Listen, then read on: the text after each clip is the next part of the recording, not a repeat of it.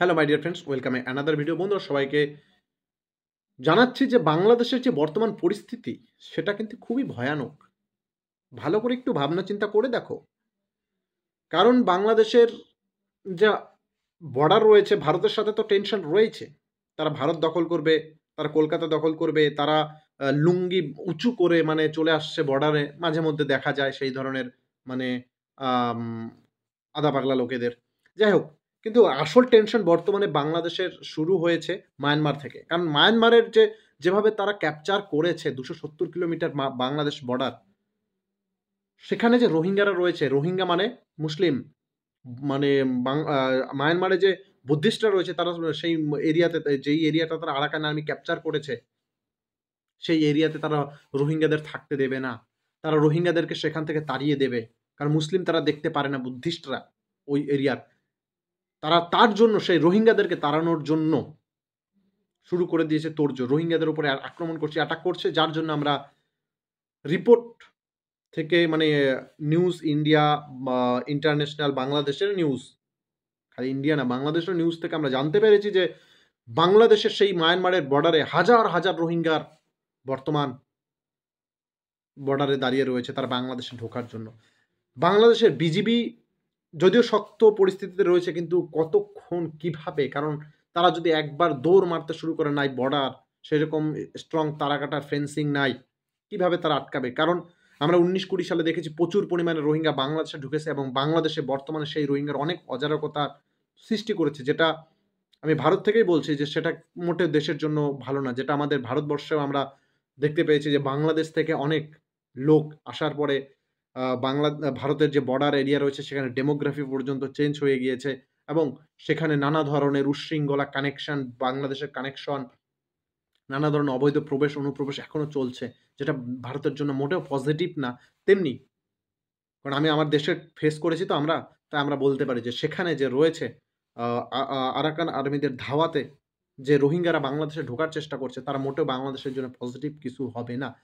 এমনিতে বাংলাদেশের জনসংখ্যা বেশি, উচ্চ দ্রব্যমূল্য খাবার-দাবারের জিনিসের দাম বেশি, আম শাকসবজির দাম বেশি। সেখানে যদি আরো প্রচুর পরিমাণে রোহিঙ্গা ঢুকে যায়, যদি ২-৪ লাখ রোহিঙ্গা ঢুকে যায়, তাহলে সেটা যাবে কোথায়? খুব একটা ভয়ানক পরিস্থিতি, টেনশন খাড়া হয়ে রয়েছে বাংলাদেশ মায়ানমারের বর্ডারে। শুধুমাত্র যে ভারত তাদের বর্তমানে ভারত না, বর্তমানে মায়ানমারের থেকে মানলাম আরাকান আর্মি বাংলাদেশ দখল করবে না। কিন্তু আরাকান আর্মি যে রোহিঙ্গাদেরকে তাড়িয়ে দিবে, সেই রোহিঙ্গারা যাবে কোথায় বন্ধুরা? আমি বাংলাদেশের বন্ধুদেরকেও বলছি, এটা তোমাদের জন্য খুবই একটা কনসার্নিং একটা ব্যাপার। তোমাদের গভর্নমেন্টকে যত দ্রুত সম্ভব মায়ানমারের যে আরাকান আর্মি রয়েছে তাদের সাথে কানেকশন হয়ে কথা বলে তাদের সেই যে মানে রোহিঙ্গাদের আগমনটা হচ্ছে তোমাদের বাংলাদেশে, সেটাকে স্টপ করা উচিত। নয়তোবা বাংলাদেশে করুণ পরিস্থিতি হবে। কারণ অলরেডি করুণ পরিস্থিতি চলছে। তোমরা বাংলাদেশের জানো বর্তমানে এই শেখ হাসিনা যাওয়ার পরে সে জানি এখানে নানা ধরনের আম মানে বাংলাদেশের মানুষেরা কমেন্ট বক্সে বলবে, নানা ধরনের মন্তব্য করবে যে, আমার দেশ আমি বুঝবো। ঠিক আছে, আমি সেটা বলছি না। কিন্তু মনে হয় আমার তরফ থেকে আমি যেটা সাজেস্ট করছি যে, এটা খুব একটা খারাপ পরিস্থিতি হতে পারে। মানে ভয়ংকর পরিস্থিতি তো হতেই পারে। কারণ তোমরা নিজেরা দেখেছো, তোমরা নিজেরা রোহিঙ্গাদেরকে তাড়াতে গিয়েছিল। রোহিঙ্গারা নাকি বাংলাদেশের সেই সাধারণ লোকদের উপর, মানে যারা অরিজিনাল বাংলাদেশী, তাদের উপর নাকি অ্যাটাক করছে, তাদেরকে মারছে, তাদেরকে পিটাচ্ছে। সেখানকার স্থানীয় বাংলাদেশিরা সেই রোহিঙ্গাদের আক্রান্ত হচ্ছে। রোহিঙ্গারা আক্রমণ করছে। তো এসব তো দেশের জন্য মোটেও পজিটিভ না, না? যারা আমরা নিজস্ব দেশের লোক, তারা নিজেরা যদি শান্তিতে না থাকতে পারি, বাইরের দেশ থেকে এসে আমাদেরকে পিটায়, সেটা মোটেও পজিটিভ একটা কিছু না, বা শান্তির জানে না। মানুষ শান্তি চায় না? মানুষ তো শান্তি চায়। তাহলে?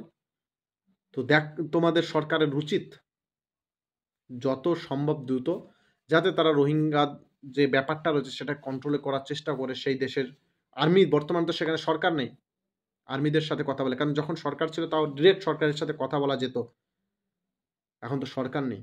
আর যারা আছে তারা মুসলিম বিদ্বেষী। তারা মুসলিমদেরকে পিটাচ্ছে।